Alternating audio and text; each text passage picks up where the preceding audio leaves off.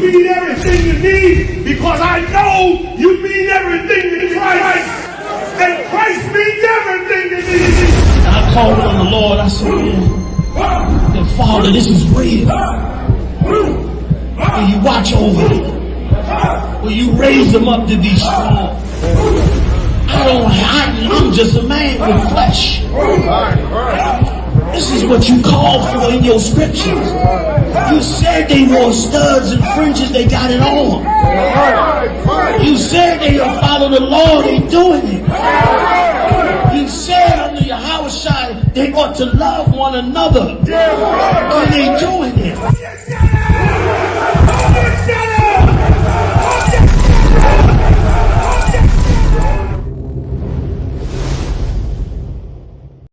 We're in front of the Israeli School, Universal Practical Knowledge, the Philadelphia Division, here at 3226 Cheltenham Avenue in Philadelphia.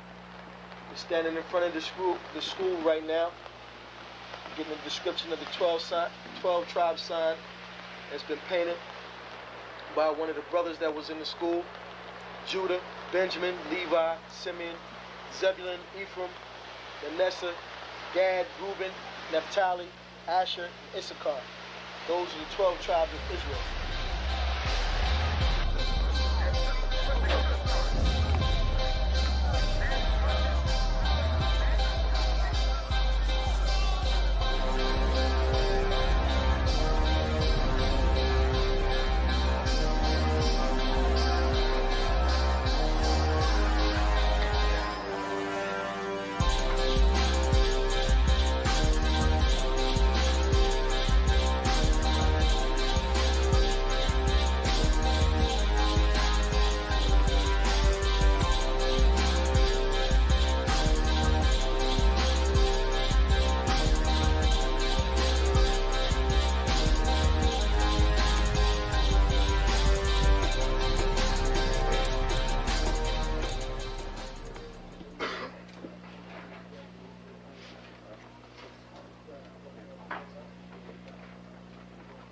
Shalom. Shalom. You've been waiting for this day, so this day has finally come. A lot of you have been wondering where this knowledge that you've been hearing is coming from, and the powerful truth that you've been hearing, how this was established. Well, we finally were able to arrange for the priests to come down from New York and spend some time with us. And I'd like to introduce them if I can. These are some great brothers. We're very glad to have them with us. We want to make them feel as warm as possible, because this is their work and the extension of their work and what they've laid down some time ago. I'd like to introduce, first of all, priest and six-shield general, fourth in command in the nation of Israel, Lahab. I'd like to salute this brother. Macho! Barak!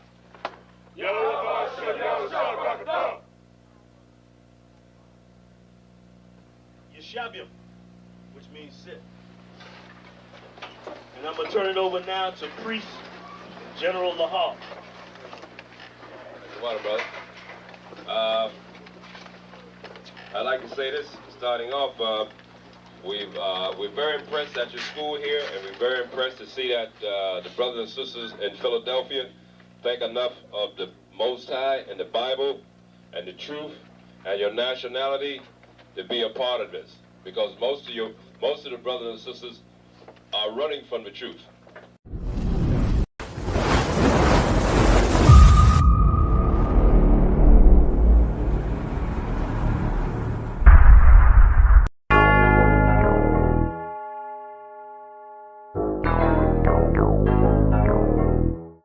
Ironic.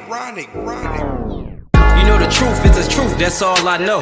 Cry loud and spare not, you gon' get exposed. A few real niggas left, you not one of those. Real soldiers, we was born to stand 10 toes. If he ain't one West, that nigga not one of mine. He got a purple 12, me, I got a black 9. The truth is the wife of my youth, chopper my concubine. Had to die to get my rib, that bitch forever mine. You know the game, a bishop gotta be blameless. But GMS teaching niggas to be rapists. They screaming we snitch. When Jordan Morgan was killed by your brother, y'all ain't say shit. Real prophets only dwell in the UPK, PSA, we don't sign NDAs. Real prophets only dwell in the UPK, PSA, we don't sign NDAs. Hey.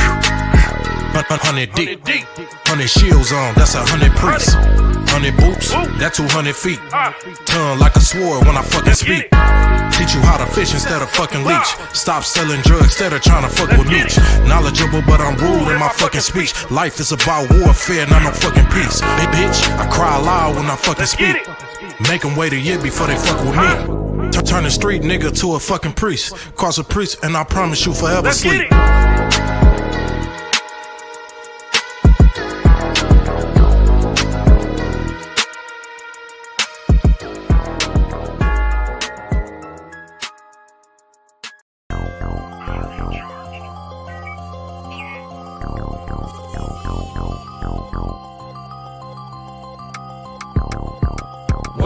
One West, that's who we are, nigga. One West, so who is y'all, nigga? One West, we want it all, nigga. That's who we are, nigga. So who is y'all, nigga? One West, that's who we are, nigga. One West, so who is y'all, niggas? One West, we want it all, nigga. That's who we are, nigga. So who is y'all, niggas?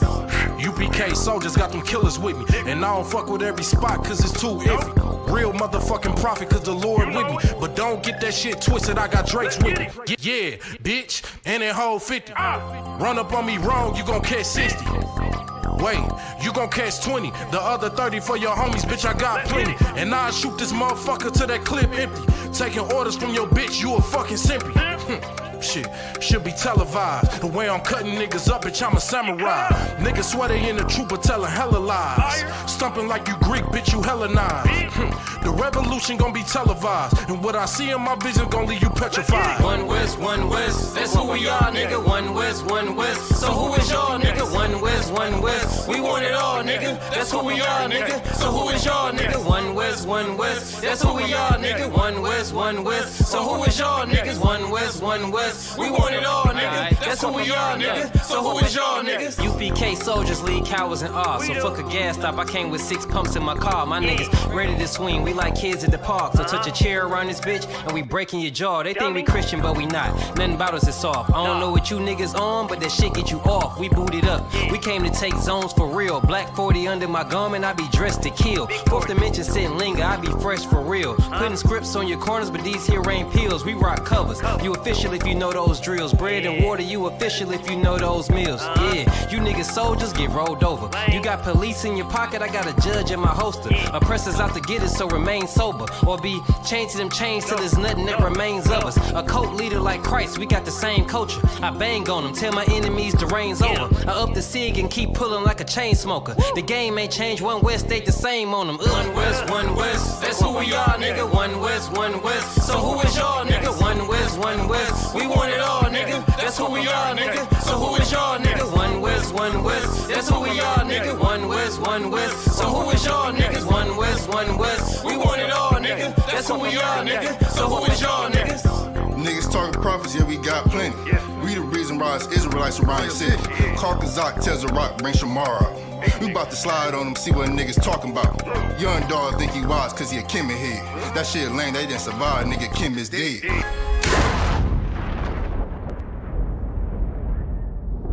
Where I'm from, little nigga, is a dirty game. I pledge allegiance to Yahweh, bitch, I'm UPK. Huh, nigga, let's talk bodies. Set up on your corner, wake up everybody. Big priest, until I'm dead deceased. The mission is complete until you're off the street. Saw y'all on the internet, stumping down the street. But take the poor and the weak. Touch your sister or a brother, you gon' be sleep. But take the poor and the weak. One West, that's who we are, nigga. One West, so who is y'all, nigga? One West, we want it all, nigga. That's who we are, nigga. So who is y'all, nigga? One West, that's who we are, nigga. One West, so who is y'all, niggas? One West, we want it all, nigga. That's who we are, nigga. So who is y'all, niggas? Fucking with the brothers, then I'm giving out major pain. Clip full of ball heads, I'm shooting out Damon Wayne's. Driven ambition, I ain't never changing lanes. Wise as an old man, but I ain't slanging cane. This ain't a game, this shit way deeper than rap. You speaking the cap, but the shit y'all speaking is cap. I'm 5,000, but I still keep it a stack. I'm in the truth, not cause back then I was seeking the fact.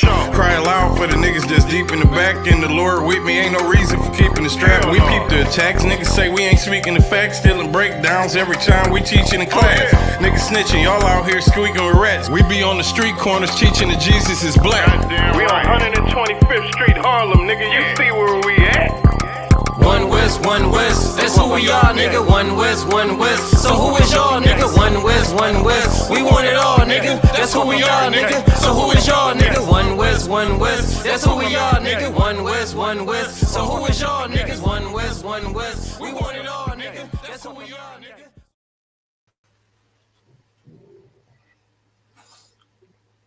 Hey, shalom. Y'all Shem Shabrak. What's going on? Can you hear me, sir? Oh, yeah, we good. God.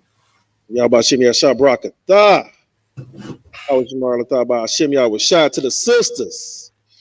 Israel. We are the ISUPK under commanding General Yohana.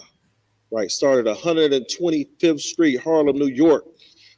Been running this teaching since 1969. If you're not in the ISUPK, you're not in the truth. If you ain't paying your tithes and offerings to the ISUPK, you giving them to a strip club. I'm just gonna let you know that. That out. You're giving them to a peg master strip club if you're not paying tithes to the ISUPK and you're paying to somebody else. You know, in the last couple of weeks, we've learned some things about the so-called hard-headed children of Israel.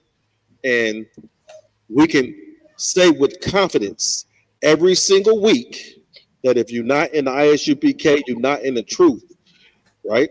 And we're saying that tonight is the history class. And with this being a history class, we got to bring up some history, right, sir? Yeah. We got to bring up some history. So it's summertime in the D. And with it being summertime in the D, you got more individuals outside enjoying themselves. You know, the warmer, well, it's not summertime, it's springtime, but you know, you get the warmer weathers, right? And when you start to get the springtime going into the summertime, you get the warmer weathers and you start to see people come outside without, you know, coats, without jackets, you know. You see them in their, you know, their, what would you call it? They're casual clothes. You're not in your winter clothes no more. You're in your springtime clothes. We're going into your springtime clothes. You know, you don't have as many layers on anymore, right, sir? What's the temperature? What's the temperature you got out there in Windsor right about now? What's the range? Today, I'm not sure what it is today. I've been inside all day.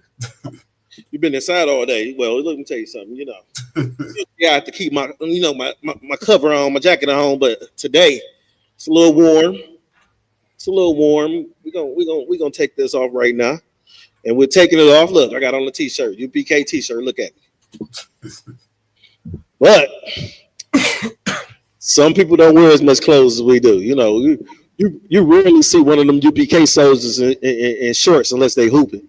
Unless you got somebody like Zarak and Kazak out there hooping or something like that, you might not see us in those shorts. You're gonna see us in, you know, we're ready for war at all times. You know, you got the boots on, you got the cargo pants or the fatigues on, you know, fringed up. You know, you might see us with a headpiece on. We're ready for war. But you know, our brothers and sisters here ain't really preparing for war. You know, they think it's fun and game time. When it's not fun and game time, if you part of the 12 tribes, right? This is not our rest. According to the scriptures, this is not our rest. So even though you might get a little piece of happiness in this hell, that don't mean we in heaven. That mean that damn devil probably just, you know, he lifted up off you for a little bit so he could plot another plan. He build another plan to destroy your ass. That's what he got going on right now. He might not be on your head, on your neck right now. You might not have the knee in your back, the knee on your neck. He might not be, you know, for 5-10 minutes. He might not unalive you for reaching for your cell phone, some Skittles, you know. He might not be kicking in your door while your wife in the shower and snatching her out the shower, throwing her, you know, unclothed onto the floor. You know, I ain't gonna say nothing about Nate. You know, he might not, you know, he might not do that for 5 or 10 minutes. And when not doing that for 5 or 10 minutes, you might feel for that 5 or 10 minutes that you are in the heaven. No, that just means that the devil is plotting something else. You know, them devils in office is plotting something else on you. And while they plotting something else, they ease back to see what you do so they can go ahead and hit you with another plan, right? But, you know, around here in Detroit and Windsor, what we got going on this weekend, we're going to be speaking that word in Toronto. We're going to get out there on the, you know, have camp in Toronto. So this is our first camp in Toronto since in a minute. Yeah, this is. I think it's been. We didn't go last year, so. This would be my first time going. God. To Toronto to do camp. This would be my first time going. Right? You know, I went and got that enhanced license and the passport. You know, you can't stop me. I can't wait to get out there and call a devil to his face. I'm excited. Yeah. Yeah, that's good too. Please. You know, cause, and something you were saying, you know, about people thinking, you know, or just understanding that this isn't an arrest. It's like going out to Toronto to be able to give brothers and sisters the truth. Like it's something that is so valuable to our people that it will truly get us out of the condition that we're in. Like this history class that we have tonight, we're going to give brothers and sisters knowledge that is going to help them out of their condition. It's going to help them understand and make sense of the world around them. You know, something Christ said that ye shall know the truth and the truth shall set you free. Damn right. There's nothing greater than the truth. There's nothing greater than having knowledge.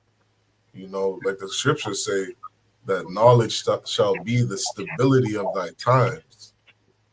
Like when you get in these classes, when you listen to us, when we're teaching on the street, when you're taking in this different wisdom that we're giving you, these are the things that are going to help us get to our heaven. You know what I mean? Like we don't understand as a people that we're blood descendants of Abraham, Isaac, and Jacob. We don't understand as a people that the Most High made a promise to Abraham that he would give his seed a beautiful land flowing with milk and honey, a beautiful land rich in resources, where we would actually have our own nation. We wouldn't be, you know, second class, third class citizens, you know, to the people that beat our backs. We wouldn't be second class citizens to the Asians, the Africans, but we would receive knowledge that would allow us to have our own country and govern ourselves, where we wouldn't have to eat the crumbs from our oppressors. We could actually have something beautiful and be in what is called heaven. Salakia. You know, and before we go any farther, you know, you spoke about wisdom. Over here, I was reading the scripture the other day. So in Proverbs 7, right? Proverbs 7, we're going to go to, where is this? Proverbs 7 and 4. It says, say unto wisdom, thou art my sister, and call understanding thy kinswoman. You know, wisdom and understanding in this passage is looked at as women. And, you know, it's so heavy you brought wisdom and understanding out. And then, you know, this scripture speaks of those wisdom and understanding as women, right? Because think about what you see a beautiful woman, you know, a beautiful righteous woman. What you want to do? You know, if this woman's single, you want to hold her close to you. You want to have that woman with her being single. And you know, it says, call wisdom thy sister. How do you look at your sister? Right? You don't let your sister just get out there willy-nilly. Right? Your sister is the best sister on the planet. Right? So you don't allow things to happen to your sister that you may just watch somebody else, some other woman, you know, some heathen woman deal with. Right? It says, call understanding thy kinswoman. Thy kinswoman. That means that kinswoman that woman is related to you. That woman is like a sister, a aunt, a mother. And how do you treat and respect and honor those individuals, right? If they, you know, they're in this truth. Think about how you respect and honor those women in the truth, right?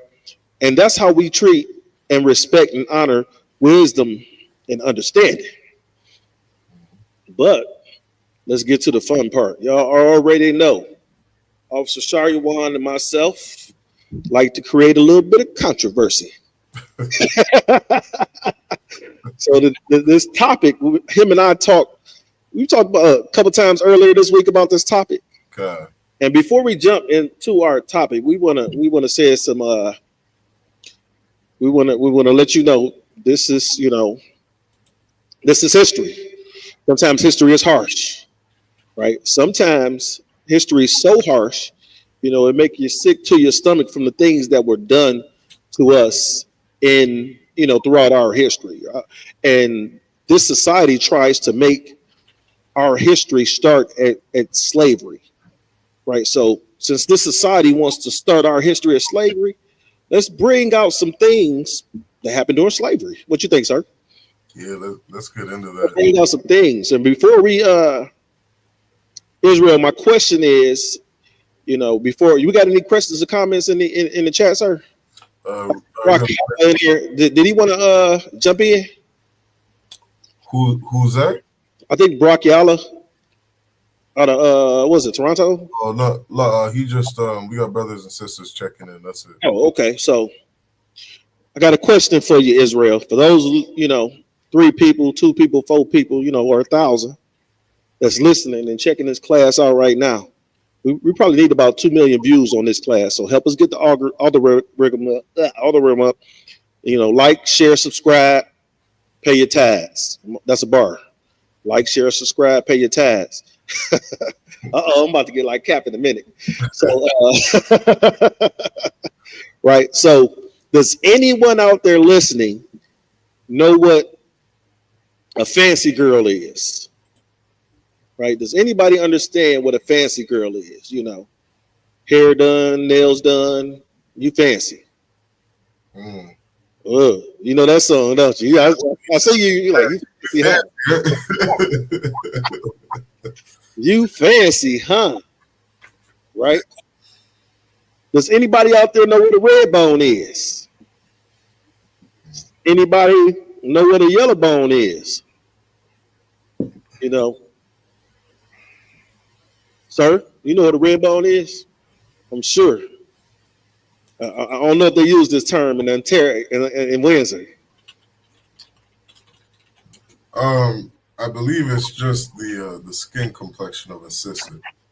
You see that you walk downtown, you see that Redbone. That's that one to make you go, God. You see a Redbone, you see that yellow bone, like, But until I remember when I was younger, in the D, you had your Redbone, had your yellow bone, you was that guy, you was that nigga, you was the man, right? Even though it might be a dark skinned, a dark complected sister that's out of this world, for some reason we were more attracted to the yellow bones and the red bones. So before I'm gonna pull up yellow bone first, right? So this is AI overview. It says the term yellow bone is primarily used within the in the Black community, right? And when I say Black community, that means Black community. I've heard some Hispanics also call women a red bone. That's that roll. That's what they say. That's that roll. Roll is Spanish for red. It says to describe a light complected or a light skinned Black person. No, we don't use it for light skinned Black persons. We use it for light skinned Black women, right? In the heterosexual community, right? We use it for light skinned women. Say with yellowish undertones in their skin, right? That's a yellow bone, that thick yellow bone, right? Watch this. I'm gonna go to. You say here's the breakdown and the meaning of the associate concept. Skin tone refers to Black individuals with a lighter complexion often described as having a yellow or gold hue, right? So then I'm gonna jump over to the term red bone. Right now, red bone can refer to multiple things, with the most common meaning a slang term for a black woman with a light skin tone, often with red undertones or hair. It can also refer to a group of mixed individuals in Louisiana. We don't want to hear about no breed of dog or no, it's a Native American rock band called the Redbone too. But we talking about these red bone and yellow bone women, as you see passing by in this summertime around here in the city of Detroit, or in the city of Windsor, the city of Toronto. Wherever you're from, wherever you at.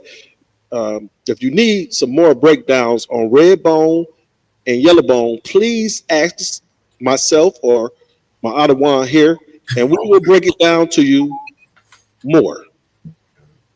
Right? Now, it says slang for a black woman.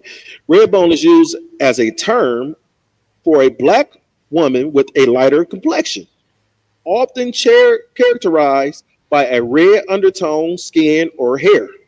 Right? Now, it says the same thing that yellow bone said about the mixed race in Louisiana. Sir, let me know if you want me to stop, because I will continue. Now, go ahead. Right? Now, why would we bring up red bones? Why would we bring up yellow bones? Right? Why would we bring up such things for history class? History is history, right? I asked one question. My question was, what's a fancy girl? So you know what a fancy girl is? And the history of a fancy girl? You're asking me? Yeah, you. I didn't see it. I didn't see it jump up in the comments, but yeah, I just I had an article because you put me onto this. I never heard of a fancy girl until we spoke about it. Mm-hmm. And so I had an article that I had read through just to better understand, what this is. Well, Salakia. Yeah, so from my understanding on what I've read up on it so far is that this was a sister that I guess you damn near say was sex trafficked. Yes, sir. That's probably the best word to define it. She was sex trafficked during slavery, being sold to different slave owners, to be used for their pleasure. Yeah, but one other thing to add on to that is that with those women, the fancy girls being trafficked during slavery, the thing about it is, why were certain women, sex trafficked and others were not? Mm-hmm. So let me, I'm gonna pull this out of Wikipedia real quick. It says a fancy girl, sometimes called a fancy maid, was a young woman of African descent with a lighter complexion, sold with the intent for forced prostitution and concubinage. The sale was often referred to as the fancy trade. Within the larger history of slaves in the United States, at least one American slave trader also advertised fancy boys for sale. Dang. And if I may, and so what it's saying is this was a trade where only if you had a certain skin complexion you were a part of. Yes, sir. Right? Right. So understand, these were the lighter complected slave women, as well as slave, it was lighter complected slave women, as well as the slave men or boys and girls that were trafficked during our, during the slave trade in the United States. God. Right. I got a question for you. Please. And I'm not sure if I'm jumping the gun, but do you know why it was specifically light-skinned women? Why was like why did they, you could say, basically exclude dark-skinned women? Well, understand this is that I had to look deeper into it, but if I was to speculate, understand that during the slavery, the white woman was the, was the female goddess or whatever the fuck you want to call it during that time. She was so, to everybody, she was so honorable and beautiful and all that kind of stuff. If you like that type of trash, right? So, the lighter complected slave men and women were, the next step above white. Gotcha. Even to this day, you got people that prefer you got black people, that prefer lighter skin mates. Because think about it, black was, brothers, my complexion was ugly during slavery. Think about how, if you look at the cartoons that were drawn, they never drew no medium complected black man, right? They didn't draw the medium complected black man. He was black with big red lips, right? Look at if you watch the televisions and models and Oscars and award shows, until recently, all those people were awarded, all those with the best models and stuff like that, they were all white women. They were all white women. You got basketball players to this day, they can't keep their hands off of white women. You know what I'm saying? The first thing they want to do, Tiger Woods, keep him one. Damn. Or two, according to his ex-wife, right? So you understand is that men the men in the 12 tribes are so, because of slavery, they were pushed to be attracted to this damn devil, this she devil, and it cascades into now, right? It cascades into now when you got all our people, especially, well, I ain't gonna say all our people. You got, a good percentage of our people, especially men, that's going after the she devil, right? And with hold on. And we're going after that, you do a lot of things. You diminish your bloodline, right? You get the what's her name? The Brat. The Brat said that she didn't want to have when her and her so-called wife went in artificially inseminated because two women can't make no baby.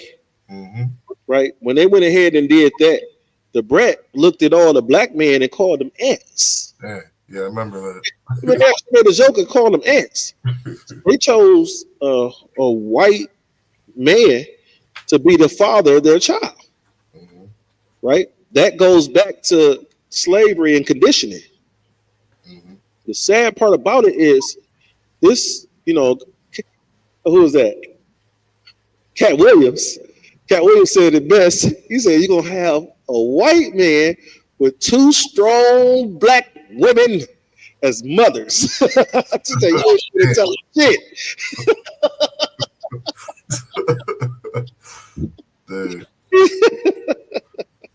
Right. Cat Williams said, you ain't going to be able to tell him nothing. And I'm looking for an article I seen in right. I'm looking for an article that I was looking for, Trying to find it right now. Salaki, did you have more on that Wikipedia one, or are you done with that? A little bit more, but go ahead because I'm trying to find the article, the one I really wanted. Right. No worries. And that something I'm thankful for this truth in is as well. It's like when you get into school, you learn that it says in the Bible that my heritage is a speckled bird. The 12 tribes of Israel. We're all different shades of brown. Yes, sir. From light skin to dark skin.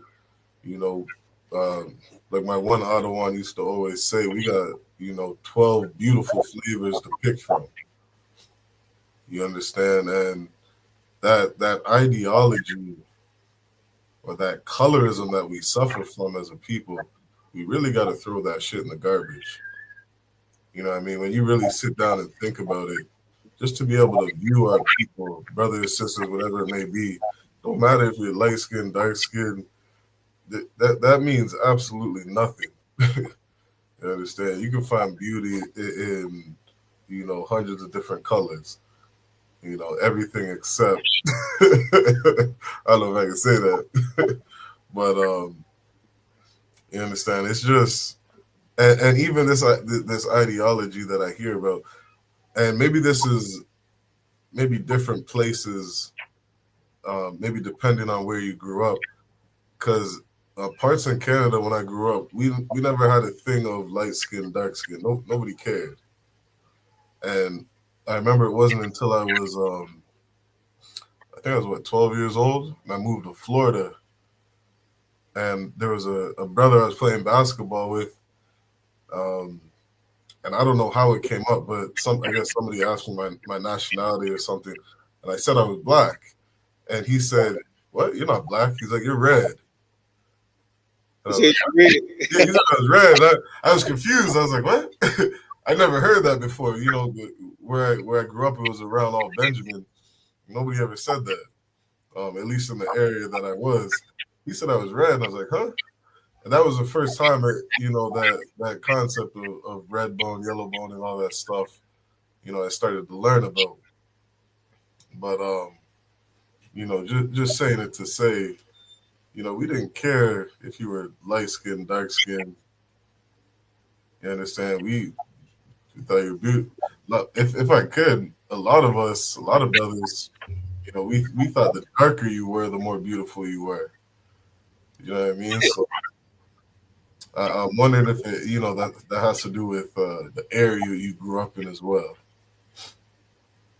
Well, I just sent you something, sir, that you might want to. And hold on, I can send you one other thing. Might want to do this one first. I got 2 articles that you sent me. Yep. Okay, I'm about to send you this other one too. Right. You might want to play this one first. Okay. Because what I'm looking for is I had an article that I can't find. I had an article for Slovakia of because understand the fancy girls were sold for much more than any other slaves. Understand slaves were going, if you look at, in the 1800s, slaves were going for, anywhere between 150 to 300 bucks. Mm-hmm. Most of the slaves, depending on how valuable those slaves were. Right, that's what a slave went for. Fancy girls went for $1,500 minimum and up. Mm-hmm. Right, so I was trying to find the comparison of the cost to today, because $1,500 in the 1800s, woo wee. You understand that might be that could be anywhere upwards of $80,000-$90,000. Right. So that's what I was looking for. But if you got the article that you wanted to go over, let's hit it. Yeah, I got one I wanted to go through because there was something that I thought, at least one of the things I found was extremely diabolical about this, and it speaks to a slave plantation that was breeding these women.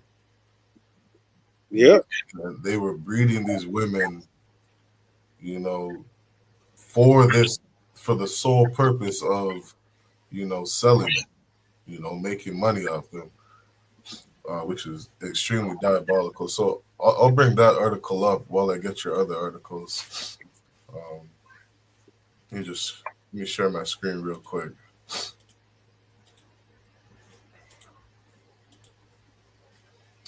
This was an article named "Fancy Girls: How Light-Skinned Enslaved Girls Were Bought and Sold for Sex in the 19th Century America." And I know we're gonna get into a lot of history of this, but this is the one part I wanted to read over. And it says, let me zoom in a little bit. And so this is from a book. It was chapter 6 of this book. It says, "Breeding and selling mulattoes on Calvin Smith's plantation or the Bargrass farm. From 50 to 60 head of women were kept constantly for breeding. No man was allowed to go there save white men. From 20 to 25 children a year were bred on that plantation." You hear that? Boy. It says, so no man was able to come to that plantation? Except for white men. Those were the only men allowed at that plantation were white men. Damn. And go ahead. I said, damn, that's horrible. God. So this Calvin Smith's plantation, they're specifically breeding women. Yeah, I mean, like Lord knows what they're doing with the male childs that are being born, but these sisters, they're breeding, it said, from 20 to 25 children a year. You understand? And it's something, something I've heard Cap Kotza say so many times is that, we were cargo. We were shipped here on cargo slave ships. Like we really gotta understand that this was like we were a commodity. We weren't looked at as human. We weren't looked at as, like just a human being or people or whatever. We were inventory to white people. Inventory, that's it. And we still are today. Like they see you are a dollar sign to them. You're somebody who, makes their country and their government money. That's what we are here in North and South Central America. We're just inventory. You understand? And that's how this entire country was established. And so this is why you had so many civil wars when people are speaking about, ending that hard bondage slavery, because how is the country going to run now if you don't have inventory anymore? How is the country going to run if you don't have these people building your nation? You understand? That's all we've ever been here. And so, as they quote unquote claim take us out of hard bondage, their government has to come up with ways to keep their system running. They got to find creative ways to keep you working and building their economy. Otherwise, they don't have a country. Not at all. You know what I mean? Like, what was that 13th Amendment they put? They said, you're a free man unless you've committed a crime. Kind. If I may add something to that, sir, real quick. Yeah, go ahead. Remember I asked earlier about I looked up the inflation rate. So these women were going for like a minimum of like $1,500 to $2,000 and up, right? So $1,500 to $2,000 in 1760 was between, in today's worth, is between $77 to $88,000. Say the number one more time. You said 77,000. Well, $2,000 in 1765 Right. was worth to the inflation rate in today's money would be $88,000. $88,000. Good. So damn near $90,000, right, sir? Right. So with damn near with these women, you know, being $90,000, 85 to $90,000, and you had a plantation that was pushing out 24 of them. What'd you say? A year? Yeah, they're saying 20 to 25 children a year. 20 to 25 children a year, and this is just at the low end. This is just between $1,500 to $2,000 during that time, right? What if you had these mass producers? You know, understand this: the devil is diabolical. So he was mass producing these men and women, right? So he's pushing out, you know, like you said, he's pushing out 25 a year, right? That's close to what? 250,000. Hold on, do I got those numbers right? So if one of them is damn near 100,000, right? One is 100,000. You pitching 20 to 25 a year. That's 2 to 2.5 mil a year. That's right, 2 to 2.5 mil. That's right. So imagine $2 to $2.5 million a year banging out your plantation, because you selling light complected fancy girls and fancy boys, right? That sounds like a good business. Sounds like a good business to me. You know, when I say business, I mean the revenue. Understand, we're not talking about selling our sister. Disclaimer. We're not talking about selling our sisters, right? But what we're looking at is the financial revenue that the oppressor made off for selling the bodies of our brothers and sisters. This is just what he made off of selling the bodies. Yeah. So you go out, you buy you a $1,500, $2,000 fancy girl, right? So you're not buying her to you don't spend, well, I can't say that. You know, I'm not spending $1,500, $2,000 back in the end. This is an investment. I'm about to make a damn, what you call it, a plant. You understand what I'm saying? This is a plant. This is an investment. That $1,500 then, or that's $80,000, $85,000 then was an investment, right? So what these women did, think about it. They sold them as sex slaves. So we sell them as sex slaves.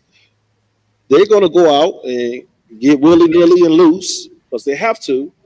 And then, right, the slave owner is going to have her sell her body so that he can make some money back. Right? Yeah, you know. I was trying to find an article of what the slave owner sold her for at the time, and I couldn't find one. So if you have that. You saying a price? What's the price of each sexual encounter with the fancy girl? They might have that in this article. I would have to go. Okay. Yeah. Well, let me shut up. Yeah, I'll finish this one part, and then I'll see if I can find the price of that. Okay. It says, as soon as they are ready for market, they are taken away and sold as mules or other cattle. Many a man buys his own child. That is the cause of the rapid increase already alluded to of the mixed race. The Anglo-Saxon must blame himself for all the consequences that may result in time or eternity from such an unnatural state of things. I have seen brother and sister married together, and their children, some of them, as white as any person in the world. These children marrying among the whites, their children are white, and these have slaves in their turn after having been slaves themselves. So they were, you know, you could say warning each other that this is a dangerous business because your children might, you know, become white. Basically is what they're saying. Yeah. that was to them, that was a danger for them, because God forbid, you know, we make some white babies and they become slave owners. So you said, God forbid, we make some white babies and they become slave owners, right? Yeah, like the, because I guess in their mind that, you know, they're not looking at it as the man carries the seed. Yeah. So they're just looking at the color.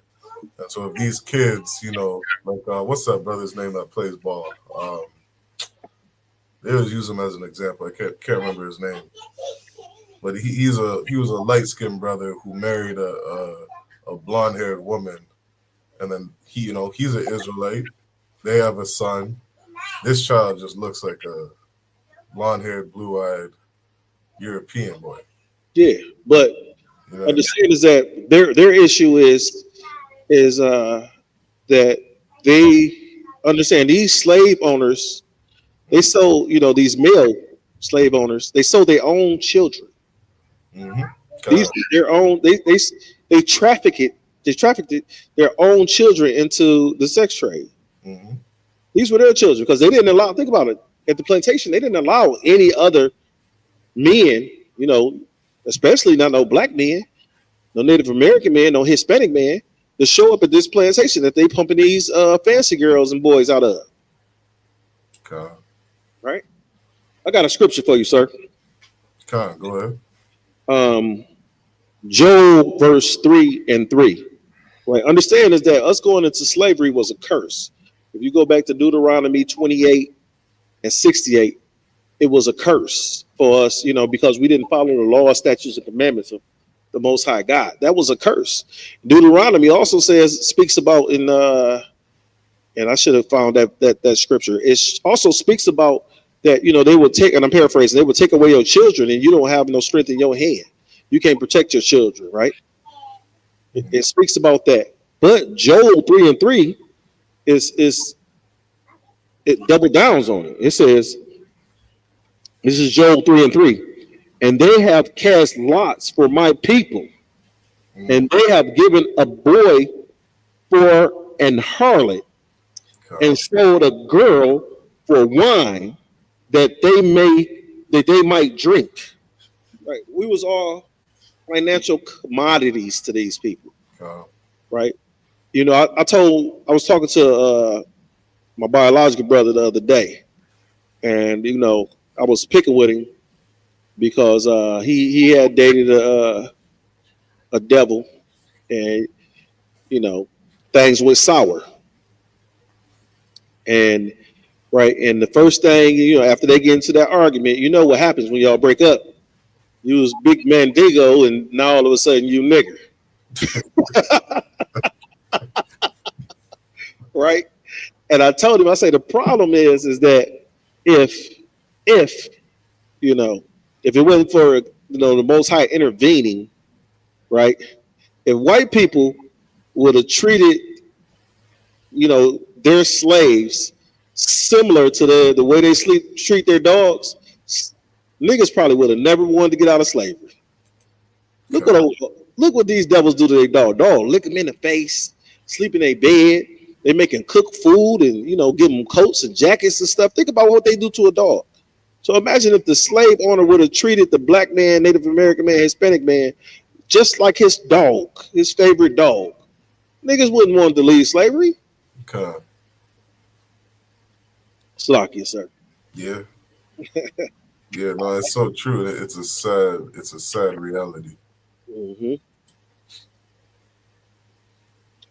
So you got some more on that article? Yeah, I'm gonna read a little more on this one part. It's almost done. It says, these children marrying among the whites, their children are white, and these have slaves in their turn after having been slaves themselves. So yeah, that's exactly the example I was given. It's, you know, this white man sleeps with a sister. They'd have what you call a red bone or a light skinned sister, or, you know, brother or sister, and then they go in and sleep with another white person. and now they're considered white in America. You know what I mean? And now these white people are going off to becoming slave owners. You know what I mean? Or not being treated as slaves. And so it said, on Wade Hamilton's farm, the same process went on to a great extent. Each planter vying with the other to see who could raise the greatest number of mulattoes a year for market, as they bring a higher price than the blacks. The same as men strive to raise the most stock of any kind, cows, sheep, horses, etc. You know what I mean? They're looking at you like animals. They're looking at you like cattle. On this plantation, they're just trying to breed as many mulattoes or redbone, you know what I mean, as possible. Think about it, sir. If you breed goats, right? If you breed cows, what you got to do is if you breed cattle, right? You breed that, you get that steer, right? You got cows and bulls. You get that one bull, you get the bull, right? And you use that bull, and you want to find the most fertile milk, the most fertile and most milk producing cow, and you put them together. You put them together because if you have a female cow, she's fertile and produces much, baby cows and as much milk as the mother. Right? And if you want to, I wish Kazak, Kazak good with breeding. He breed them dogs, right? So, and if you wanted to breed more studs, because you might, after this stud wear out and you got to chop him up and eat him, then you're going to need another one. Right? So you want one of them out of that lineage of the stud that you had that help you put the rest of these cows on your farm. You see what I'm saying? I got a quick piece of history going on right here. It's called the Edmond sisters. Hey, now, if I could, please. One quick thing before you get to that. I found that information you were looking for. Oh, sweet. Let's get it. One quick thing. It says girls sold as fancy girls fetched higher prices than field hands. One notable example is Louisa Pickett, who was just 14 years old when she was sold in 1841 for $1,500 in Mobile, Alabama. She later recounted how she was forced to undress immediately after purchase so that the buyer could inspect her naked body. If I may, sir. Yep, go ahead. Now, now I got to ask about a movie. Movie time, right? you know I don't watch no movie. And the movie is going to be the movie we talked about so much, Django. Oh, damn, God. You watched that yet, sir? I got through half of it. So at the end, well, not at the end, but towards 60-70% ways into the movie, when the German was trying to buy the Django's wife back, because she spoke German, so they thought he wanted her because he wanted to speak to her in his native tongue. Right. And the first thing that Calvin Candy did was when she came in there to speak with the German, snatched her clothes off. Right. So these movies are depicting, true moments of history. Right. These devils know what they did. I understand this was a Quentin Tarantino movie, so he one of those imposters, So he's one of them small hats, Quentin Tarantino, right? So his people documented well. He's not just what our people have to understand. He is not just coming up with this scheme in a movie and writing this stuff down and all right, this is the movie we're gonna do. No, he is writing the history that his people taught him, and he put a little spin on it so you can laugh, so you can be emotional. You know what I'm saying? Things like that. He put his little spin on it, but he is writing actual pieces of history when he wrote that movie Django. Right? When he directed that movie Django, He knew what was going on. He knew what happened to our people because his ancestors, his forefathers told him what they did to us. But they won't tell you, all right, this is what we did to y'all. Because their biggest fear is we doing it back to them. And they should be afraid because we will. They should be. Right? But right here, if I may, this is the Edmondson sisters, Mary Edmondson and Emily Edmondson, right? They were born in 18. One was born in 1832. The other was born in 1835, right? So you know they were born into slavery. This is what this article says. Two respectable young women of light complexions were African American who became celebrities in the United States abolishment movement after gaining their freedom and slavery, right? On April 15, 1848, they were among the 77 slaves who tried to escape from Washington. On the Sooner, the Pearl, this says the Pearl, to sail up Chesapeake Bay to freedom in New Jersey. Although their efforts failed, they were freed from slavery by funds raised by the Congregational Plymouth Church in Brooklyn, whose pastor was Henry Ward something, a prominent abolitionist. After gaining freedom, the Edmondson sisters were supported to go back to school. They also worked, they campaigned, they bleachered throughout the north of the end of slavery in the United States.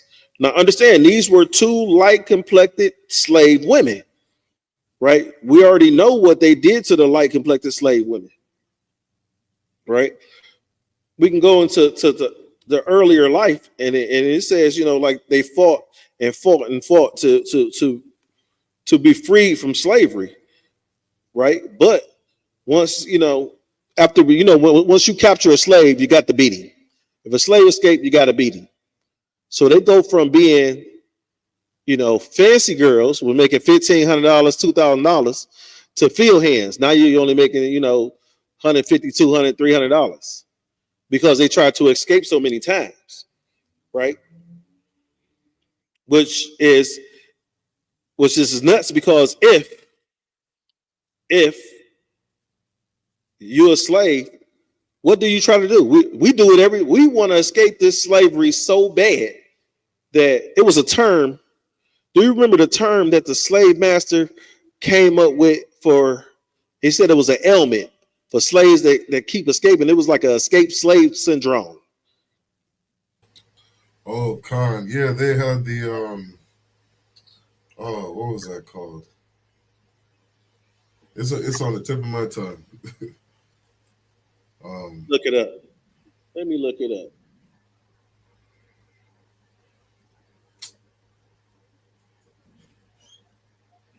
Yeah, I can picture them saying it, like a brother would run, he would get caught, and they would say, "Oh, this brother has so and so syndrome."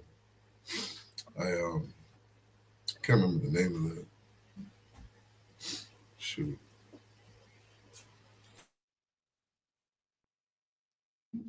Spell syndrome. Oh, I got it. SYNDRO. Yeah, syndrome. I got it right. You know, y'all got to understand is I'm an engineer. I don't spell good. Drapetomania. Yeah. Drapetomania. Drapetomania. Okay. Now, understand that these devils were selling your children as slaves, you know, field hands. You know, you just had a young son and he's light complected. Now they sell him as a fancy boy. You just had a light complected baby, and eventually it's going to be sold. A baby girl is eventually she's going to be sold as a fancy girl, right? She's sold to please the slave masters and their friends sexually, right? So understand why. You got to understand why wouldn't I want to escape? Why wouldn't I? As soon as I had a light complected baby, right? Guess what I'm trying to do? It's time for me to devise a plan to escape. Even if I didn't try to escape before, because we probably was them niggas that was always escaping in our past life. Probably was them niggas that got beat. Just look at it. You have to be because we're trying to escape now. Right? And if I could, that's such a, that's such a sick thing, to teach our people that there's something wrong with you because you don't want to get your ass whooped. There's something wrong with you because, you're tired of working for free. You're tired of watching your brothers and sisters be, sexually assaulted, buck broken, and all this fuckery. Something wrong with us. Something wrong with us, yeah. Like they define it as a mental illness. You know what I mean? And that's the same kind of shit that they say to us today. You know what I mean? Like that's why and it's such a heavy verse in the Bible in Psalms when it says their words are smoother than butter. Damn right. War was in their heart. Like there's certain phrases that you gotta to come to realize that this is an attack on me.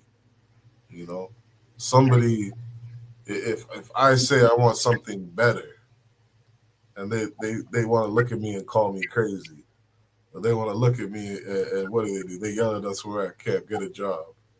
You know what I mean? Like these things are like, this is war. You know what I mean? It says war was in their hearts. They are attacking you. You know what I mean? When they're trying to take away from you trying to get something better. Go ahead, Huck. You said something that fit them perfectly, and the scripture describes. It said their words were smoother, right? Does the scripture say word or are? It says are smoother than butter, right?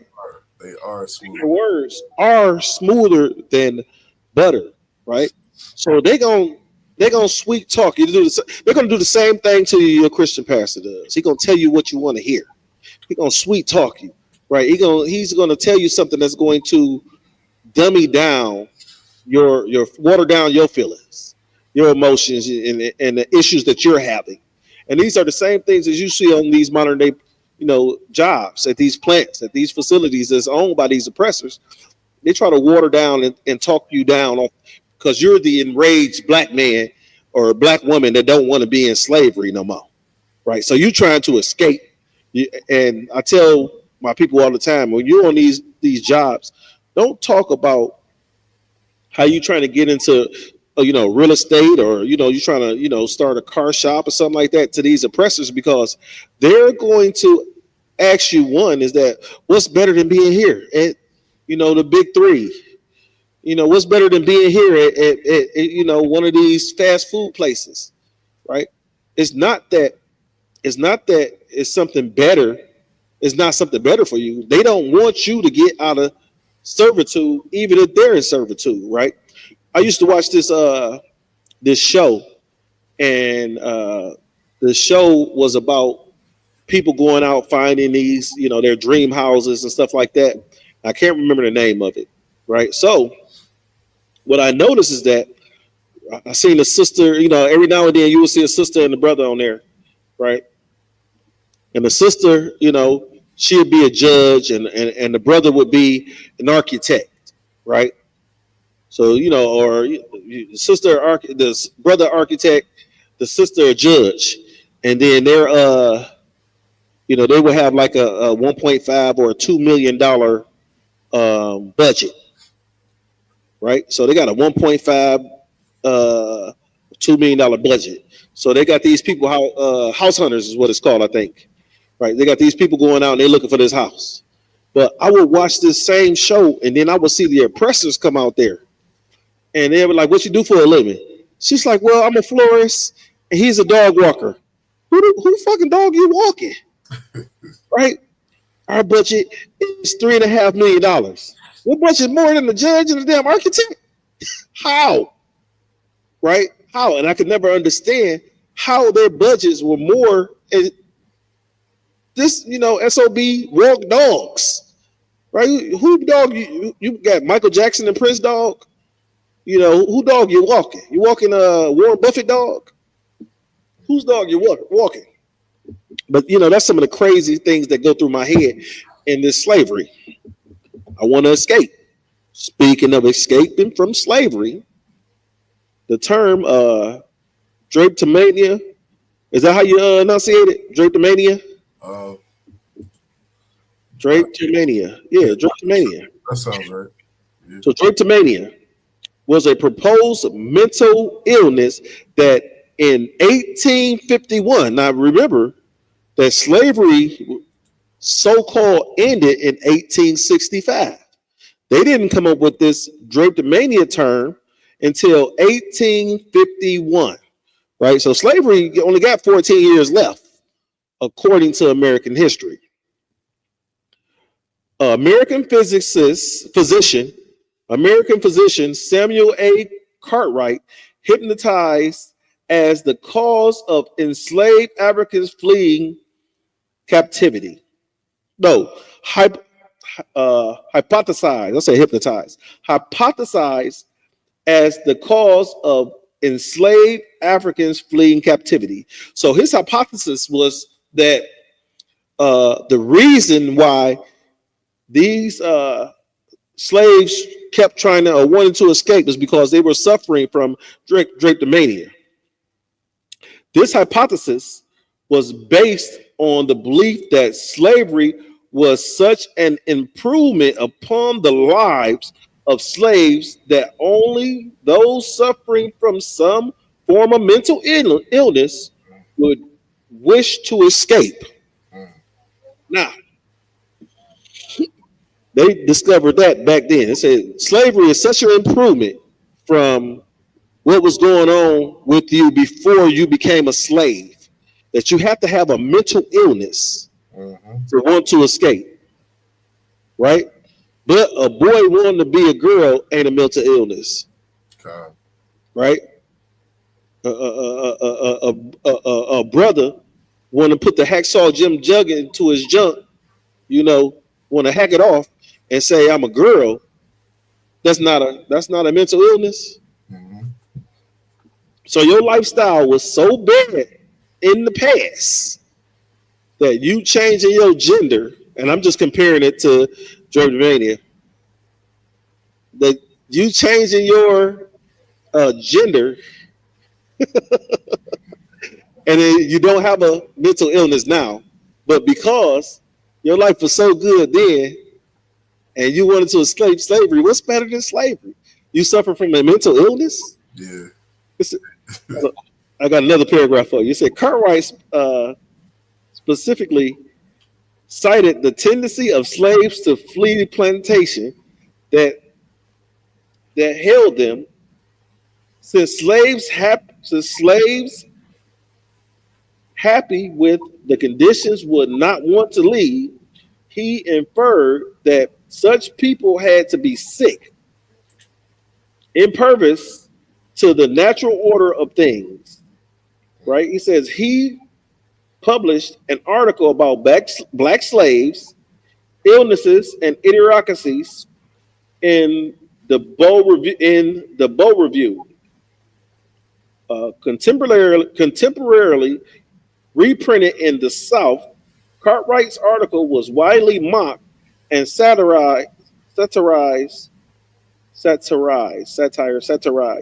in the northern United States. The concept had been debunked as pseudoscience and shown to be part of the edifice of scientific racism, right? So understand this. If, like I said earlier, if white people would have treated their black Native American and Hispanic slaves as good as they treat their dog, maybe this would have been possible. You know, it'd be like, dude, you living a good life. You know, you can lick master in his face, you can sleep on his bed. You know, think about how they treat the dog. A dog, his dog can piss in his house, take a crap in his house, He goes and clean it up, right? He goes and clean it up and then give his dog some food and a nice bed to lay in. In the movie Django, remember when the slave female, when she had dropped some eggs and broke them, they tied her ass to a tree and about to whoop her back. But the dog could knock over your expensive vase running through the house. Well, vase. It's called a vase when it's expensive. It's a vase when it's cheap, right? So your dog can knock over your expensive vase when they run through your house, right? And guess what? It's just a dog. You got some? I know you got some, sir. I know you're thinking. Yeah, you know, my mind was just on, something we always say, you can't force a crown on a man's head. Uh-huh. And it's like how King Solomon said it. He saw princes walking as servants among the earth. Yes. And the servants on horse. Yeah, and servants on horses in a high place, because Europeans, they were not meant to rule this world. Blacks, Hispanics, and indigenous, we were meant to rule this world. And it's such a sad thing that King Solomon saw, to see his people where it's like, we just accept the crumbs from our master's table. That's heavy. I mean, we've accepted this captivity that we're in, and so much so that, we don't got a problem with, certain mental health conditionings they put us on. Think of all the brothers and sisters back then that were telling other brothers and sisters, don't run, don't try to be free. Don't try to be free, don't run. That's heavy. You know what I mean? They're sitting there telling us, what's the problem? Just wake up, go to work, do your job. Master's gonna feed us. We got a little hut over here to live in. You know what I mean? We get to play here and there. We can sing our songs. We can dance. We get Sundays off. Good, nice. Do some sun worshiping. Right? Right. It's a sad state for our people, and that's not something Christ wanted for us. That's not something the Most High wanted for us. You know what's so heavy, sir, is that our people don't even know. We've been in captivity for so long that we don't know how to rule. Yeah. Now, I know you've seen the beginning of Django. God. I'm caught up a little bit. Remember in the beginning of Django, when the German was walking through the forest on a horse. He was on horseback going through the forest. He was looking for Django. And he had caught up with the slavers. So he caught up with the slavers, and then one of the brothers tried to pull a gun on him, and he gave him the pow and dropped him. And then the other brother was hit and then fell off the horse, and the horse fell on top of him. He was pinned up under the horse, right? And he was like, the brother that's on the ground, the devil that's on the ground was like, he was pissed off that he had, unalived his brother, and he shot the horse. Remember? You get it? Yeah, that part. So understand, the German had gave the keys, the light, and the rifle to the slaves. That's right. While he interviewed the slaver, the slave trafficker that was trapped up on the horse. And they stood there with all the tools for freedom. Yeah, they didn't know what the fuck to do. And that's us right now. Right? The ISUPK is your tool to freedom. And our people don't want it. This truth, this Bible is your keys, your rifle, and that light, right? To freedom. Think about it. They could have easily unchained themselves, right? And ran to the north. They already got a rifle. They got a light. And the slavers had money. They could have went in their pockets. it'd have been a short movie. It was me because as soon as he would have handed me the rifle, Yeah. I would have finished off the the slaver, and I didn't know the damn German was on my team either, so he would have got it too. They all gotta go. Ran all their pockets, right? Because think about it, the German had a couple $1,000s with him because he had been doing this bounty hunter. He was a bounty hunter, so he had been doing it for a minute. So he had some bread with him, right? But look at this. When they let him go, when he finally told them, it took for another Edomite to tell them they was free. Dang. Right? They told him it was free. And then he told them what a North Star was. Right? And not only did he tell them what a North Star was, as he leaving with Django, the slaver, one of the slavers that was still alive, he was like, "Hey, Blueberry, didn't I give you my last apple?" He said, "Nah, you guys carry me back to whatever he had to be carried back to, and I give you your freedom." His words are smoother than butter. What's crazy? I just had this thought. You know what I mean? Even thinking about that scene. If Donald Trump today told blacks, Hispanics, and indigenous, there's a land over in the Middle East that I'm going to give you. We're going to clear it out for you. You guys can go and you guys can have it. I bet you 80% of us would be looking at each other sideways. Like, what? If Donald Trump said that, I'm not going over there. It's a trap. Anytime an oppressor has given us anything, it was a trap. Right? He gave the Native Americans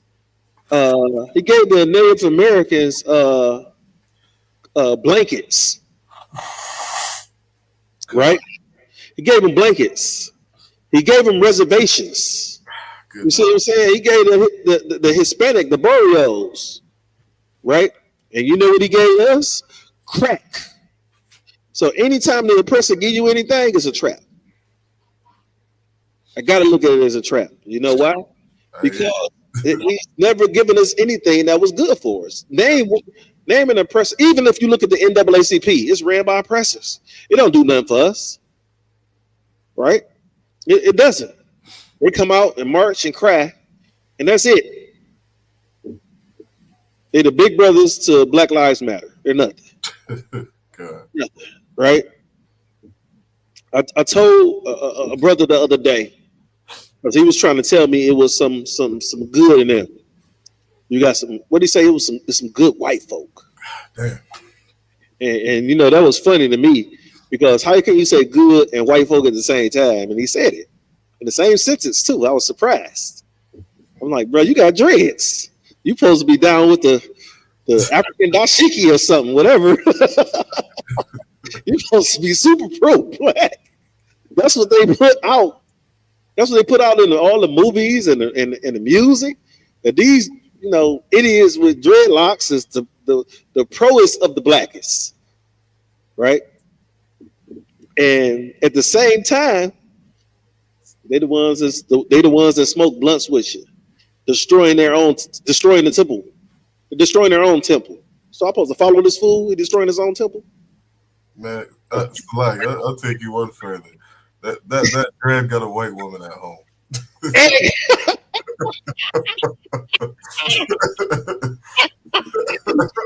Got a white woman at home retwisting his dreads. Black power and shit. He got a white woman at home. Got that food a pork chop sandwich with bacon on it. Right. Understand is that the devil has never given you nothing good, right? It was I read a story about I cannot remember her name. Her name was Sarah. It was a sister, right? It was a sister during slavery that was, forced into the sex trafficking. Her name was Sarah. I want to say Sarah Barthman or something like that. Oh, you done disappeared on me, brother. Right? So But this sister ended up passing away from from syphilis or something like that because she was trafficking so much that she conducted she ended up with a STD and whatever it was, it killed her. We got any comments real quick, sir? Yeah, there's a couple comments in the chat. Real quick, shout out to Princess Nazama Nan, Nashaga Bar, Baraki Allah, Princess Nawar, Kwamada Yahawada, Aisha Banath, and Sister Shamayam, Yabashima Shabakatham, Yahweh Shamar, Alatha Bashima Shai. There's also, I'm not sure if there's a brother or not, but he had posted earlier. Did you know that in the 19th, or he said, did you know that in the 9th through the 14th century, the sex trade was in Ottoman Empire? Armenian and Georgian women we prized. What? You talking about some other nation sex trafficking their daughter? Sounds like he was speaking about another nation, which we're not concerned with. We're here to teach Blacks, Hispanics, and Indigenous. I can't speak on the Armenian or the Russian men trafficking the Russian women, right? Or the Armenian women. If they're trafficking their own women, I can't speak on that, right? And until I will have to go out and talk to one of the brothers above me in order to bring that subject up in the class. I'm not familiar with what went on between the 4th and the 9th century of the Armenians, trafficking their sisters and mothers and aunts and things of that nature. So I don't want to give you any wrong information on some Edomite trafficking other Edomites. Yeah, and he had said Armenian and Georgian women we prize. So I'm not sure if he's saying that, like he's a brother that stands with us and we prize their women. I'm not sure if that's not the context. He said we cry? He said we prized, like those women, the Armenian and Georgian women. Uh-huh. He said we prized. I don't get it. I don't understand it. If you understand it, break it down to me. I'm not. Yeah, I would need some more information on what he's saying. Yeah, I would need some more information to break down what you're talking about, sir. I don't know what his nationality is. His ethnicity. I don't know what that is, so I'm just gonna call him sir. To be respectful and straight up with you, right? I don't know anything about those individuals trafficking their own people. I've watched some movies about these. Usually when you watch these movies, it be the Russians and Chinese. They build their drug trade off of sex trafficking in these movies, right? And sometimes some movies have some truths to them, right? I don't know until I was to look into the history of those people that in depth to be able to explain what, when, and how they traffic their sisters. If I could, please. Something that I can say without a shadow of a doubt is that there is no greater fornicator than Esau. Damn right. I mean, he will sex traffic anybody. That's his nature to be a sexual deviant. You got to keep Esau away from the dogs, the goat, and the sheep. God, you don't want your daughter to be a whore. Don't let white people raise your daughter. You know what I mean? Right. You don't want fornication and all these, STDs and sexual deviance you see. Do not let your children learn from Europeans because that is their nature. You know what I mean? They'll have you believe that you can go, a woman can go to a beach in a two-piece and she's not naked. You know what I mean? Man, but at the same time, she could. Oh, Salakia, sir. Yeah, that's it. You know what I mean? What is lingerie? That shit's out the window because you can go to a beach and that basically be naked. You could be naked, right, and at the beach, and then say, "Oh, I got on a two-piece. I see cheeks." I see cheeks. I see cheeks. I see, your front butt. That's what general call it. I see the front butt sticking out. I see the behind sticking out. You know what I'm saying? And depending on what type of two-piece you on, you might see, a section of box, right? But yet and still, if these women go out to these beaches like that, right, and say that they're clothed, but if you sitting in the house and your girlfriend come over, you sitting in the house with your man, and your girlfriend come over in that same swimsuit, you're gonna kick her ass out your house. Or you're gonna throw something on her because you don't want your man to see your girlfriend dressed that way. Dressed as a fancy girl. That's so heavy where it's allowed for you to be I'll say derobed. You could be unclothed and it's accepted over here and not accepted over here. The same thing. That's why we follow these laws, statutes, and commandments, because with us following these laws, statutes, and commandments, it's accepted everywhere around the world, right? Think about this. The Bible, and I heard an individual just text me and said, the Bible says, follow the law of the land. So I guess they're talking about if somebody could be naked, and it's lawful. No. If you follow this biblical law, I bet you any amount of money you're going to follow man's law, right? Man's law tell you not to kill. You can't unalive anybody unless, in self-defense. The Bible tells you thou shalt not kill. That's what the Bible says, thou shalt not kill. Yeah. Right? Because think about it. It's man's law say if here in Michigan has a do not back down law. Right? The same law in Florida. Don't back down law, right? The do not back down law. Do you know this was the law that allows Zimmerman to get off for unaliving Trayvon Martin after he attacked Trayvon Martin? That's right.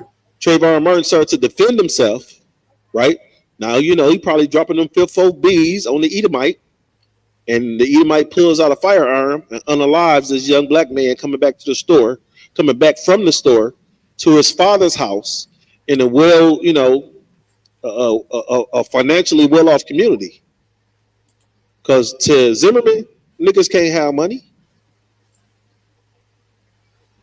He says he immediately profiled the boy as he immediately profiled Tayshaun as somebody that's breaking in houses and a thief.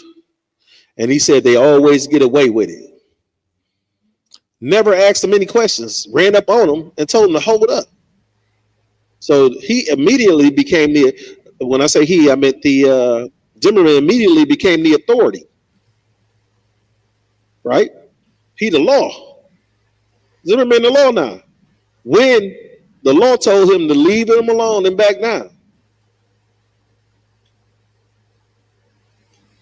That's right.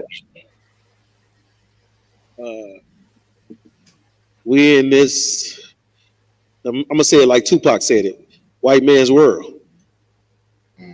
This is not our rest. This is not our heaven.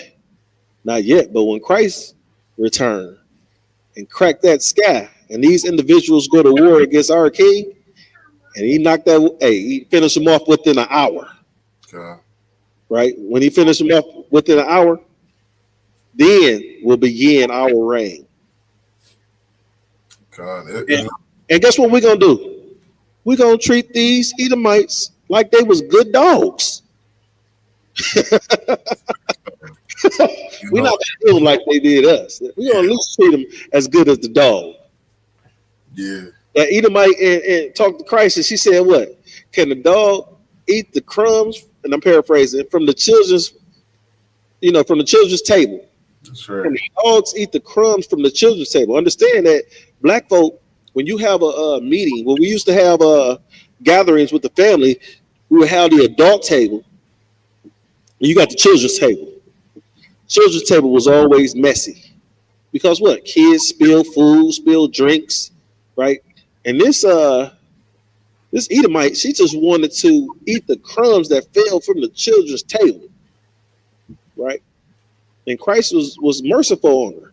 He said, "All right, bitch, go eat it."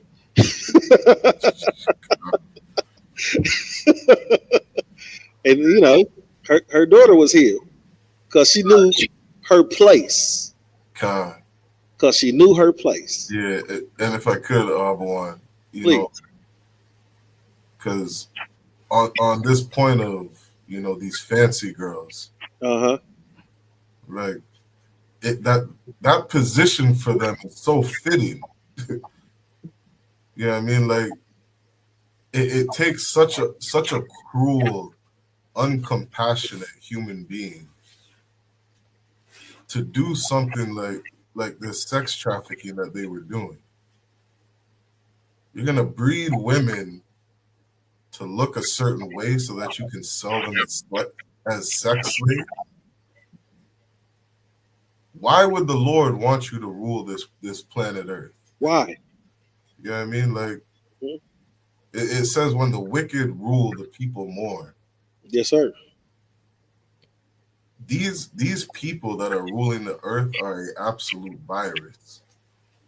You know what I mean? Like this fancy girl thing. There's so many things they've done. You know what I mean? This specific title. You know what I mean? This is one of the ones that's a little, you know, I hate to say it, but, you know, I get a little emotional on it because you might have to. You gotta hold back the emotions.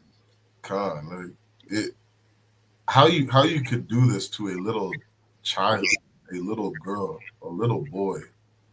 You know what I mean? There was that sister. I love that clip. Oh shoot, what's her name? The sister that wrote the Bluest Eye book. You know what I mean? And I could picture her saying, you know, how she couldn't understand how white mothers could be so cruel to set a school bus on fire with children in it. It's so fitting what Christ said that, you know, these people are dogs. And for Christ to actually show some mercy to a woman like this who recognized her place, again, speaks to the compassion of Blacks, Hispanics, and Indigenous. It speaks to the compassion that, you know, Christ had on people. Yeah, I mean, Christ would never rule the planet Earth with, you know, these kinds of things happening. Like it says, when Christ comes back, every knee shall bow. Nobody's gonna have a choice. Shall confess. Yeah, like nobody's gonna have a choice when Christ comes back. He's going to be ruling the planet Earth, and like it says in Jeremiah 31, there's not going to be tears anymore because there won't be fancy girls in the kingdom of heaven or boys. There will. Oh, good night. Think about this. You know, imagine you having a son. You got how many sons, sir? I think 5. Right. That's cool. You don't got to know exactly. It's something like that. Right. And think about this. Right. I ain't gonna even put in one of these Edomites raise his voice at your son. Right. We didn't even talk about him putting your son in the servitude. We talking about he raised his voice. Stupid little Nick. You gonna pop him in stupid little Nick? Because, and I'm gonna look at you like, sir, he could have said nincompoop. Anything that started with an N, you was gonna do it. So, right? That's how we are about our children, right? So imagine. I gotta find that scripture in. Do you know that scripture in Deuteronomy? I think it might be 48, where it says you don't, you know, your kids will be sold. You won't have the mic in your hand. Yeah, I know what you're referencing. Right, and right, understand is that they were selling. You know, with them selling their children, there's nothing I can say about that. When they're selling their children, but when they were selling our people, our brothers and sisters, you know, now it's like because we were just property and cattle to them. It's so right now. It's so hard to fathom. Right? Look at our people. Our people say, "Oh, that was such years ago." Well, it's hundreds of thousands of black women missing in the United States right now. Right? It's tens of thousands of black Native, well, it's hundreds of thousands of black Native American Hispanic women missing in the United States right now. What do you think was happening to them? Right? It was an incident right here in the city of Detroit. I think I told you about this story. This is maybe about 2 years ago. Right there on Grand River in Greenfield, a white woman driving a van with 3 black children in the back. The police pulled this van over for running a red light, right? The officer that was driving was white. The officer that was on the passenger seat was black, right? So the officer that was driving, he gets out the car, walks up to the woman. He's talking to her. This white woman is driving the car. The black officer is backing him up like he's supposed to. They're partners. He's backing him up. So as the white officer talks to the woman, he brings her over to the car, asks her for a license, registration, proof of insurance. She says she doesn't know where it's at, blah, blah, blah, blah, right? So he's telling her, all right, we need you to just slow down, right? As he's doing that, the black officer goes and talks to these children, these 3 black children that's in the car, right? So these 3, he's talking to the 3 black children that's in the car. As the white officer is releasing the white woman back to the car, the black officer pulls his gun out, aims it at the white woman, and tell her to get on the ground.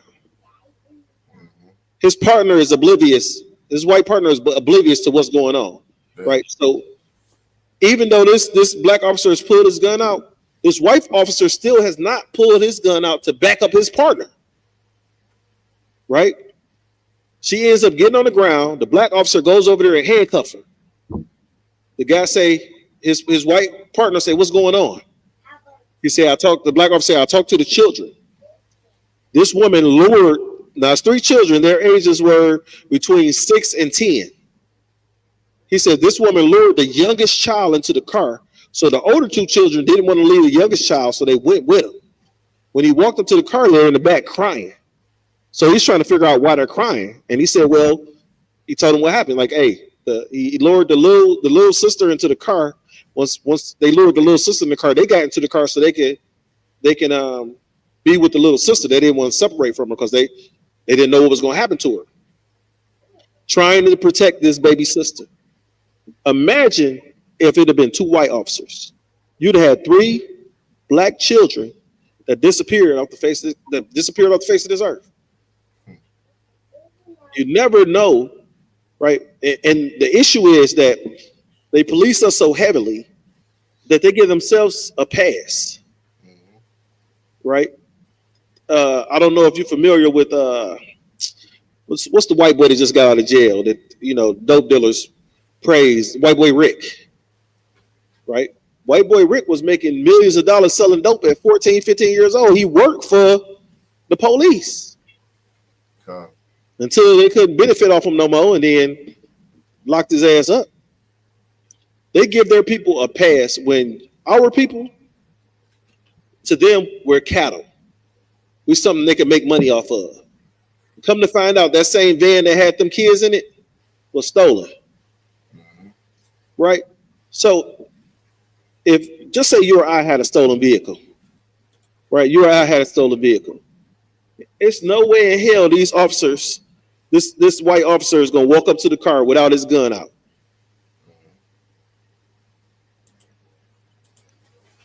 No, you ain't lying, One. I had seen a video today, where I'm not sure if you saw it. Zarak had posted it, where it was a police officer speaking on, or what was it? It was a chief of police was fired. Yes. Because he was speaking about all the niggers that he was unaliving. or something like that. He said he took out 13 of them. Yeah. In his career, he took out 13 of them. God. Just Right? fired. Like this. Yeah, I mean, you're not making this shit up. Like this is the reality of, you know, being here in America. Yes.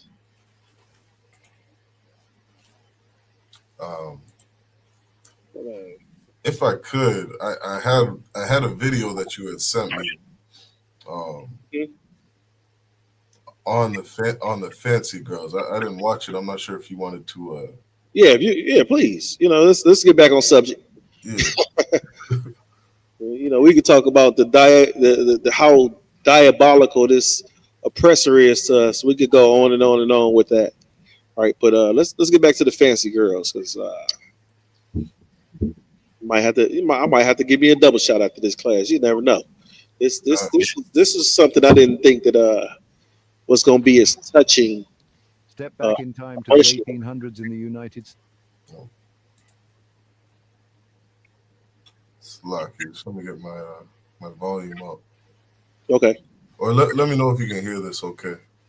States, a period when the slave market had a peculiar obsession with light-skinned black young girls known as fancy girls. Quite astonishingly, white men would pay up to $2,000 for a fancy girl, an amount equivalent to nearly $80,000 today.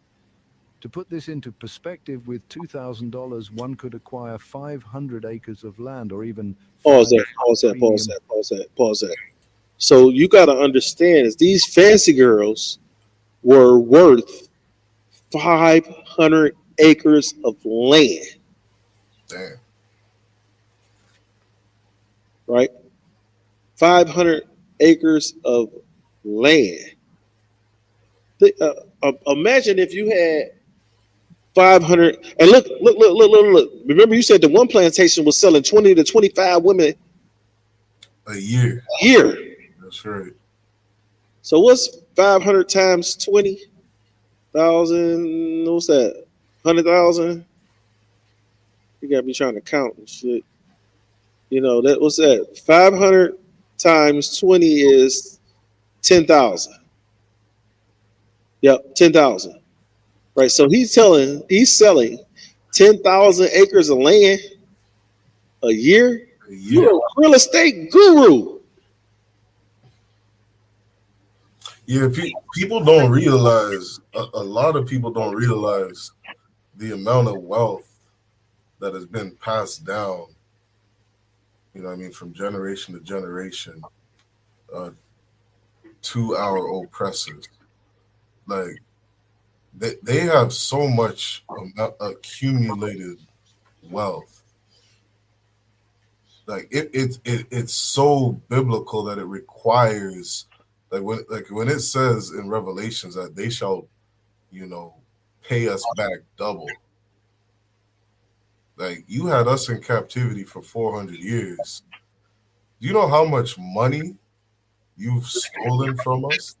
Just off of fancy girls. Like, how much labor, how much resources, how much accumulated wealth you've got off the backs of Blacks, Hispanics, and Indigenous. Like, they're getting over 10,000 acres of land a year. One plantation. He said one of these girls would be worth, that's $80,000 today. 88,000. 88,000, 90,000. Well, he said 80,000, but I looked it up on Google, and Google says 88,000. God. So, but we can go with 80,000. The numbers still come out close to that. And all I pulled up was one plantation. Yeah. It says, oh, Slovakia, sir. Yeah, it's not. It's all I'm saying is it's not like it's just one plantation running this business. Louisiana was known for selling fancy girls. Remember, they had all the Creole women down there, right? And a good percentage of those women were the light and fair skinned. What was that movie? Ease Bayou. You ever see that movie? Bayou, not La. Man, I ain't gonna even say nothing else about no movie. Hey. Right? But you know, majority of if you go back and look at that movie, it was a good percentage of the movie. The women in that movie was red bones and yellow bones.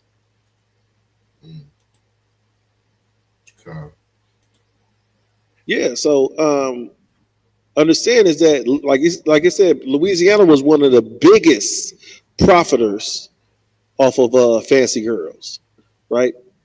Mississippi was one of the biggest profiter off of cotton, right? You keep going on and think about this is that even though we had industrial facilities still making and things like that going on in the north during the 1800s, right? Understand is that them owners of those still making facilities bought slaves because I thought about this nigga, I can go ahead and get him to work forever, right? It was just a different form of plantation. So they made steel in the north and they made cotton in the south, right? And all off the backs of our people. Understand is that those were trillions, hundreds of millions and trillions of dollars they made off of fancy girls. Think about this. We were in slavery for, 265 years, according to the documentation, right? So from 1600 to 1865 was the recorded slavery in the United States, right? Understanding 25 fancy girls a year. Now you're starting to talk trillions of dollars off of one industry, off of just selling sex slaves, right? We ain't talk about the cotton, right? We ain't talk about the steel mills, right? Because you had blacksmiths that forged steel, and these blacksmiths were slaves too. Think about the different industries that we have, because you don't think they were selling. Think about it. Not only that, they were selling food and vegetables and this, that, and the other thing during that time. So you had hundreds and thousands of industries that were built up off of the backs of Black, Native Americans, and Hispanics, off of the 12 tribes, in order and made this country Mississippi was the richest state during slavery. Mississippi was the richest state in the world during slavery. Mississippi, right? Now it's the poorest state because you no longer have free labor. Okay. What did the Mashah say? We had Mashah just checking in. He was saying shalom, about Mashah. See, this is a class he would have loved. God. Adawan, I wish he was here. Could have used your insight, right? We got another short video. Yeah, if I could I play this back? I want to hear this. Oh, let's finish that one there. Okay. Step back in time to the 1800s in the United States, a period when the slave market had a peculiar obsession with light-skinned black young girls known as fancy girls. Quite astonishingly, white men would pay up to $2,000 for a fancy girl, an amount equivalent to nearly $80,000 today.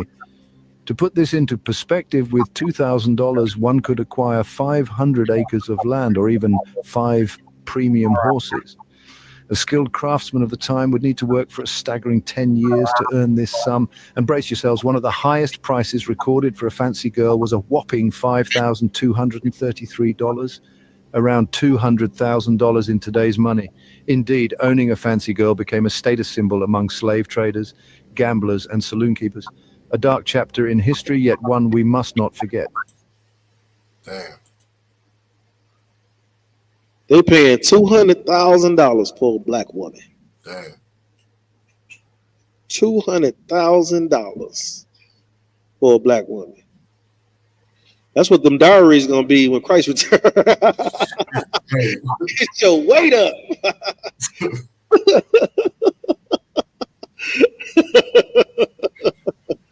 Man, right? And you sisters out here, you got sisters out here selling themselves for $40. Damn, and if I could say one thing to this too, this is definitely something I hate. It's like there's something inside of me boils up when I see a black sister with a European man. Oh, wait. Like, you think he got a fancy girl? Good night. Like he's with you, and it's like he's looking at you like his slave. Like you're here to please him. You understand? And you can see this shit goes all the way back to slavery. Yep. Where he's willing to spend $200,000 on you so that he can just, have sex with you whenever he wants or do whatever he wants with you. You know what I mean? It's a very sad thing that I see. I see it so much, especially in Windsor. That's something I've been I definitely want to do a lecture on. Because man, interracial marriage in Windsor is running rampant. You see it a lot in like when I used to live in Columbus. You see it a lot down there in Columbus, right? But down there in Columbus, you seen the brothers with the devils. Okay, you seen that, right? When I lived in Taylor, right? You see it a lot in Taylor. They're called Taylor Tucky, right? Taylor is known for, these brothers to have them a dog, and so. But if you look at it, you got these sisters like Eve, and the rapper Eve. God. She married that dude that owned Virgin Records. Oh yeah. You got that sister. You got Serena Williams. Now understand. Shit. Half your football and basketball team, them niggas got them dogs. Right. So these brothers is going out doing it at a higher rate than the sisters are doing it. And with the brothers going at a higher rate doing it than sisters, at a higher number doing it than the sisters, understand there's less brothers than sisters in the United States. You understand? Women outnumber men. Especially, in our communities. I think the number was like 10-1 or something like that the last time we checked. Was this, and the Bible tell you, 7 women gonna take hold of 1 man. So you got at least a 1-to-7 ratio. And for the men, our brothers to outpace these sisters in these interracial marriages is diabolical. The oppressor know that in order for him to continue, he have to discard some she devils. You see what I'm saying? We got to discard some she devils. So that's why, these brothers is planting seed inside these devils. They don't care because they know that's going to keep them away from you have few, black abolitionists that are married to other nations. What's his name? Dave Chappelle try to act like he's a upcoming blacks. Right. Yeah. You can't be a supporter of black folk unless you got a black spouse. That's the first. That's rule 1, ain't it? You can't support black people unless you're in the ISUPK. I apologize for being so ignorant. You're right, sir. But I understand what you're saying for sure. You understand what I'm saying? Yeah. Ignorant just mean unknown. You're right, but you can't. If you ain't in the UPK, following these laws, statutes, and commandments, you can't really truly support black folk. Yeah, You'll mess around and start letting Africans in your group. You'll start teaching the brothers that they can rape these women, sexually assault these women in your group. You know, your wife will come out and tell everybody how she be pegging you if you ain't in the ISUPK. Mm-hmm. These are things that happen in the ISUPK, right? You know, and another thing that I just found out the other day. Matter of fact, I found this out talking to you. That the leader of the Pepper Gang was in 3 different groups and caused division in every group until he became the leader of one. But you want to take us out, sir? Yeah, that's heavy. You know, so with that, the water for everybody tuning in. Again, make sure you like, share, subscribe to these classes. Tune in tomorrow night, 7 to 9 p.m. Scripture breakdown with Priest and Captain, the 10,000 Hadaria Allah. All right, this is another history class. The water for tuning in. Yahba Shem Shabbat Thumb to the brothers. Yahweh Shema Thumb Bashim. Yahweh Shai to all the sisters. With that, I'm going to say shalom.